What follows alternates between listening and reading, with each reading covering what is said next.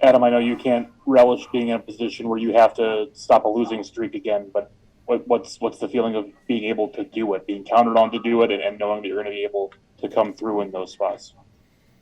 Well, I mean, today was a complete team win. I mean, we had a huge game-saving play in the first inning. Great cutoff, great throw from Sos all the way. Great tag by Yachty to get a very fast runner at the plate. Some good defense all around. Nolan and Goldie made great plays today. We got timely hits, a couple of big homers. So, I mean, it wasn't just me today. It was that the team. The team just showed up today and played a great baseball game against a very good team. So that's what we got to do tomorrow too. As you all kind of come down this stretch here and come obviously toward the end of this season, is there a way to? I mean, I don't know. Every game is a game, but is there a way to look at the ratcheting importance of this as the schedule creeps up on you, and you guys sort of look at what's ahead, what's behind? Yeah, I thought of today as a must-win game. I just felt like we had to have it. We got to get a split from them, in my opinion. It was just a must-win game. We had a couple of really tough losses in Milwaukee, and I think that just kind of carried over a little bit. It just takes sometimes even if you're fighting against it, sometimes it takes a couple days to get over a very very tough loss, unfortunately. And we tried not to. We tried to pump ourselves up and sending out good messages and all that kind of stuff, but Max was tough the first game. He was going to be very tough. He's been lights out since he went over there, but really all season long. So that was a tough one. But yesterday we let a couple of chances go by, and their bullpen did a great job. But we needed to win bad. We just did. It was a big game for us, and hopefully we get a little momentum going forward. Brendan Schaefer, KMOV. Adam, how would you describe not only the emotion but the thought process as you go into facing Albert Pujols as the opposing pitcher today? Well, I mean, we saw yesterday he can still put a charge into a ball. He's having a pretty good year. He's hitting like 240 with 17 homers and I don't know 50 or 60 RBIs. He's having a sneaky, really good season, and he still can hit a ball. That guy can still hit a ball, and one of the greatest to ever do it. And so we treated him with a lot of respect, which what you have to do. You leave a ball in the middle of the plate, like yesterday, Jay left a ball a little bit too much in the middle of the plate, hit it out, so, and it was down. It was like below the knees, and he still hit it out. So he's just one of the greatest of all time. I'm so glad I got to play with him. But we treated him today like he was, the Albert Pujols that we grew up watching and playing with. So because you still have to treat him that way. Speaking of putting a charge into the ball, did you think you might have got that one to center field? I did. I did think I got it, especially as when I saw him kind of going back on it and trying to find the wall. I thought, oh man, it's going to be my first homer to center field at Busch. And yeah, I don't know, 39, that still goes out, I think. 40, warning track power. Katie Wu, The Athletic. Adam, we've talked a lot about kind of your innate ability when things aren't going the way that you would like to on the mound to make these mid-outing adjustments. What was the biggest thing that you saw or that you changed from the first inning throughout the rest of the game? Well, just made good pitches after the first. The first inning, I just left a lot of balls in the middle of the plate. The pitch to Mookie's thigh high middle, the pitch to Seager's thigh high middle. I just didn't make good pitches. That's all there is to it. I mean, just at the end of the day, you can recognize the team that's got a lot of really good players on it. But from the second inning to the ninth inning, I would even consider the ninth inning, I made pretty good pitches, and they got a lot of quick outs. So that's the key of the game is execution. Whether they're great or if they're not great. If you execute your pitch, it's going to be tough for them to hit it hard at least, and you're going to be able to go through a lineup. You alluded to this earlier, but that relay from Harrison to Sosa to home, how can that change your momentum or change the direction of an outing right there, the importance of that play? Well, it's 2 outs, 1 run, or it's 2 runs across, runner on second and third maybe, runner on second, and who knows where the ball, where it can go from there. So it was a game-changing play. I feel like we all kind of recognized that in the moment too. Like I felt like all right, that was a huge play. Now we go. You know, it was just it was a momentum changer for us. And Harry did a great job getting it in quick. Sosa made a great strong throw. Yachty made a perfect tag. I mean, that's what you had to do to get him at home there. Thanks, Adam.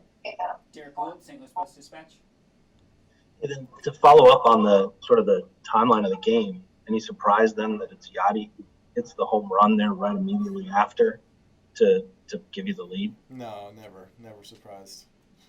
Never ever surprised when he hits a homer. You know, he's got so many big hits and big home runs for us over the years that, of course, it was Yachty. You know, of course it was him. We usually think of clutch home runs that come in later in a game. I mean, would you classify that one in a must-win game as right up there then, even in the first? Well, it was Tommy's at bat really set the tone also. I mean, with a leadoff single to start the game and kind of flip the script a little bit, get a little bit of momentum for ourselves going forward, and then, Yachty with the big home run. Tyler's home run was big too. I mean, you can't underscore any of these things because they all had their huge place in the game to help us win that game. Since Hummel is in Cooperstown up there with the other Hall of Famers, it falls to me to ask the age question.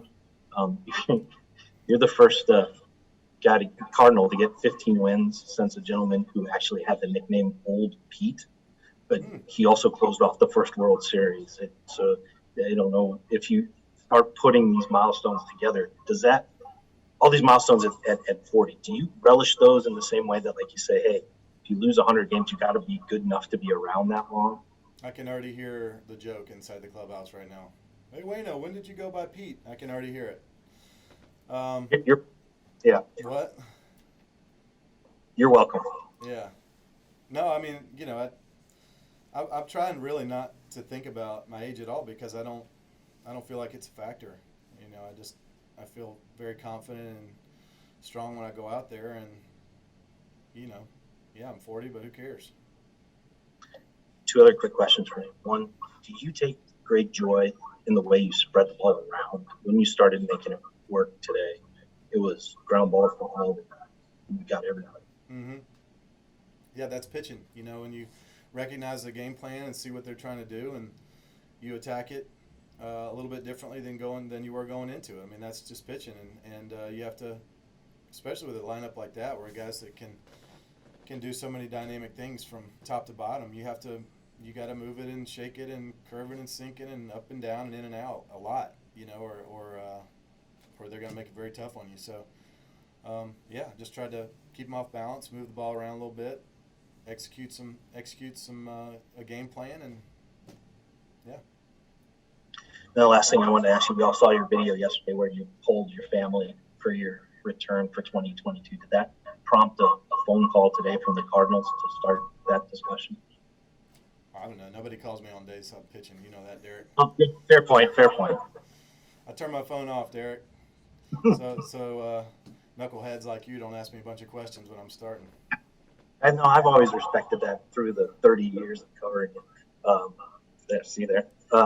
Did you hear from them, or is that something you let them know before you did the family video? No, that was a surprise. I even watched you check your phone when I walked by you. You pulled your phone out like, hey, there's a tweet that just came through, and then I walked right by you and just laughed my head off because it was just breaking, and I had fun with it. But my crew had fun with it.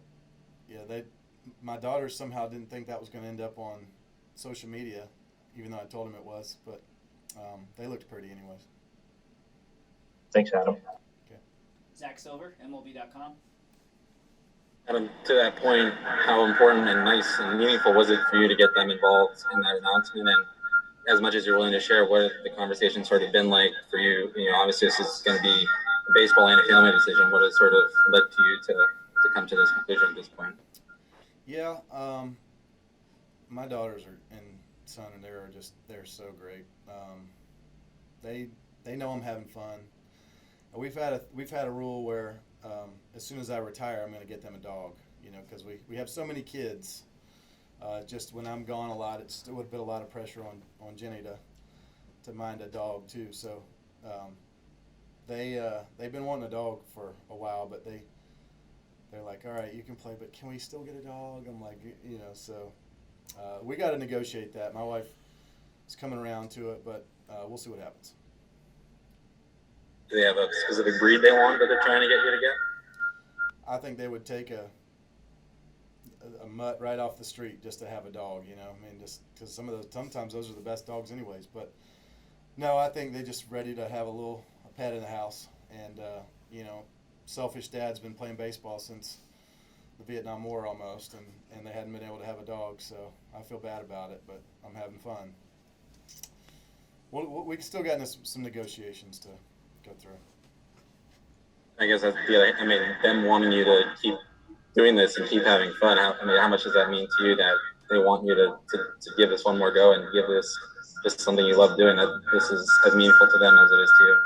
Yeah, and they have fun. I mean, they like coming to the games, and I hope we can get past COVID so that I can bring my son in the clubhouse. That's a really big thing, man. I've just always been so jealous of people who were able to do that, and my girls can go in to a certain point, but you know, there's a bunch of naked guys in there, and they can't get up in the big clubhouse. So, but I can't wait to bring my little man in there and get him excited about baseball. That'll be fun. Hopefully we can do it. Last one for Adam. Mike Reeves, Illinois Radio. Hey, Adam, just curious, are you at all willing to go where Yachty went and said next year would be a final year? You willing to go that way, or how are you kind of thinking along those lines?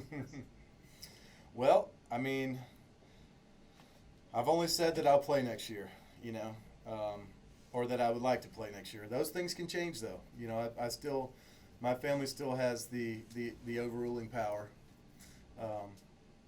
if it needs to be overruled. So at the moment, we're playing. We'll see where that is, but you know,